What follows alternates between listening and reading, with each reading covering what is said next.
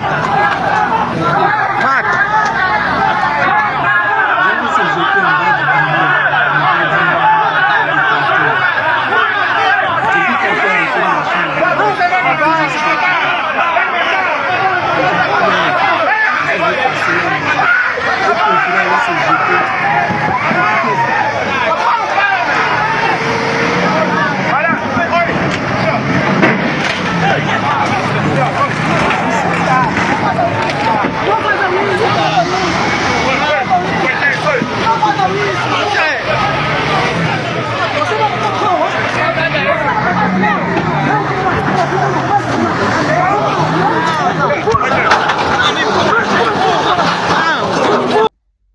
Vous avez écouté, vous avez vu. L'année de la jeunesse d'Alassane Draman Ouattara. C'est le désespoir partout, c'est le pleurs partout. J'ai dit aux Ivoiriens, il reste seulement que 11 mois. Et ces 11 mois-là, c'est à vous de décider. Soit le guide président Laurent Gbagbo passe au premier tour, soit on ne va pas attendre les élections et puis on l'installe. Ça dépend de vous.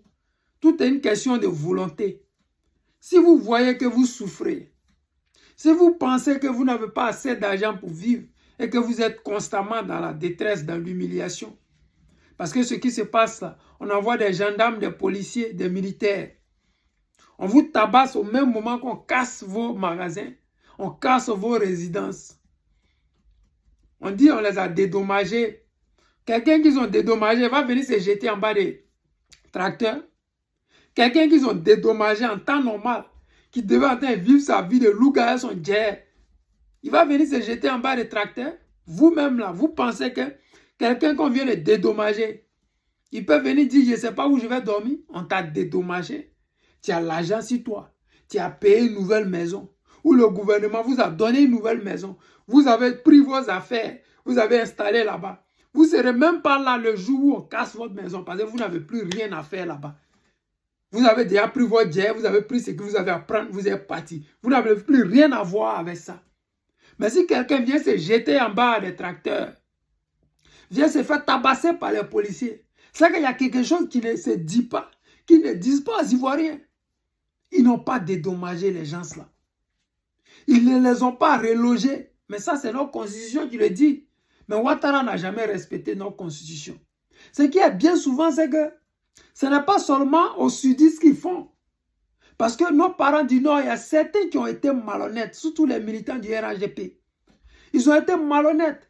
Quand c'était les autres, ça ne les touchait pas. Ils disent, oh, aujourd'hui eux-mêmes là, que ce soit en haut, en bas, à côté, à droite, au bas, Draman Ouattara, sans sentiment, allez là, son seul problème, c'est comment faire pour que les Européens soient heureux.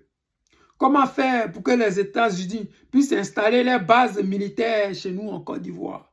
Au moment où nous sommes en train de dire, les bases militaires françaises doivent s'en aller, Draman Ouattara est en train de faire tout pour faire venir les bases militaires américaines. Partout où il y a toujours eu des bases militaires américaines, il y a toujours eu des problèmes dans ces pays-là. L'Ukraine aujourd'hui a des problèmes parce que les Américains ont mis des bases militaires là-bas. Vous pensez que ça va nous rater? Nous avons seulement que 11 mois pour régler ce petit détail-là. Ces pleurs-là, pour essuyer vos larmes, vous avez besoin de voter le président Gbagbo Laurent. Vous avez besoin de comprendre que le président Laurent Gbagbo, sous sa gouvernance, aucun Ivoirien ne dormait au cimetière ou au dehors.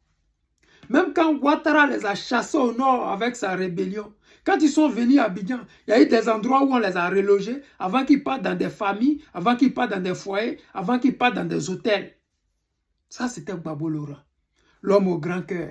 Il n'y a aucun Ivoirien dans cette guerre qui dormait dehors. Ça n'a jamais existé et ça n'existera jamais tant que le guide président Laurent Gbagbo sera en vie. C'est un homme qui a un grand cœur.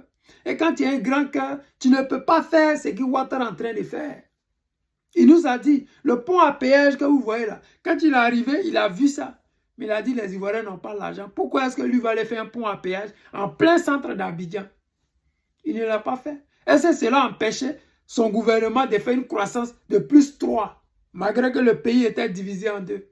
Est-ce que ça empêchait à ce que son gouvernement puisse augmenter le prix du cacao jusqu'à 1500 à 1000 francs le kilo? Non.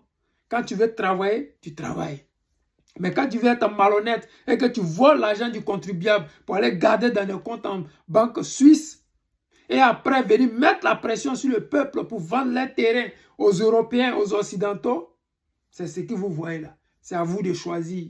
Moi, j'ai déjà fait mon choix. C'est le guide président Laurent Gbagbo que je vais voter et je sais que vous allez le voter. Parce qu'à l'année de la jeunesse 2024 là, ça a été vraiment un vrai fiasco. Une honte pour le gouvernement d'Alassane Draman Ouattara.